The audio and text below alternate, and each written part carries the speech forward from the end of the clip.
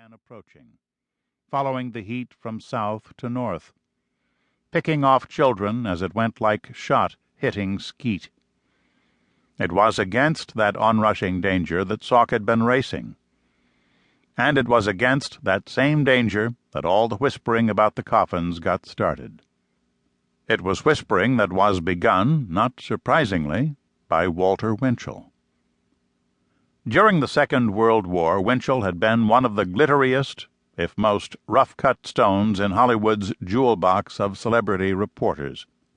In recent years, however, the appeal of his Carnival Barker reporting had faded, and while plenty of newspapers still carried his column, his true soapbox was now radio, where he'd shout out his stories in a 15-minute slot every Sunday night. The show wasn't quite the backwater his critics liked to say it was, but it was clearly a banishment to the provinces compared with the vast stage he had once commanded. For a man not often received in polite journalistic company, Winchell did do his homework. He made it a habit to keep his ear to the ground, listening not just for big stories, but also for the emotional details that gave them their headline-making power. Winchell knew that Salk's vaccine, like any new vaccine, made a lot of people nervous, because a vaccine made sloppily or improperly could give you the very illness you were trying to avoid. This was why Winchell's words at the beginning of his April 4th broadcast carried such force. "Good evening, Mr. and Mrs. America and all the ships at sea," he began, the familiar introduction by now grown tired. "Attention, everyone. In a few moments I will report on a new polio vaccine. It may be a killer." 15 seconds elapsed while Winchell's director played a commercial message, and then the newsman was back on the air. "Attention all doctors and families," he announced. "The National Foundation for Infantile Paralysis plans to inoculate 1 million children this month. The U.S. Public Health Service tested 10 batches of this new vaccine.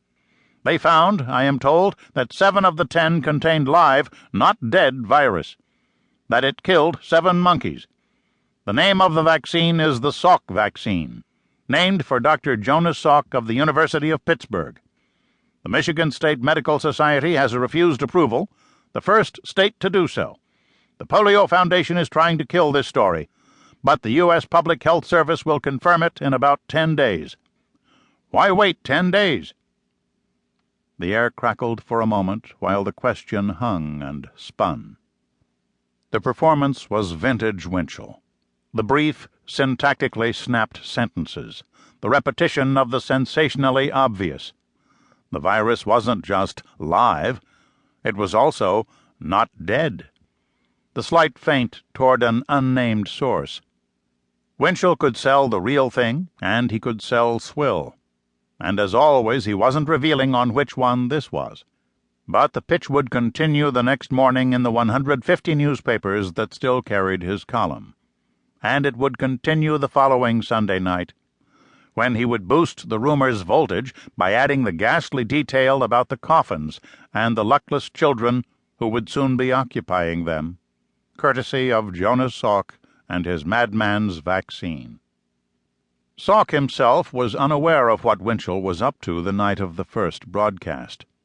The Salks owned a radio, but it wasn't much listened to. They owned a television, too, but it wasn't much watched. Like all their neighbors, they subscribed to one of the 3 local newspapers.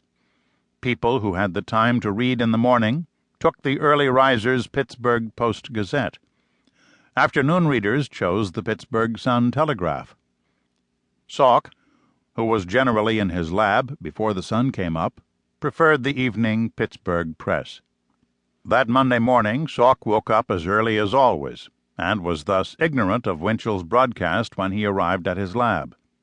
It was only when he saw the way the lab staff looked at him as he entered that he suspected something was up.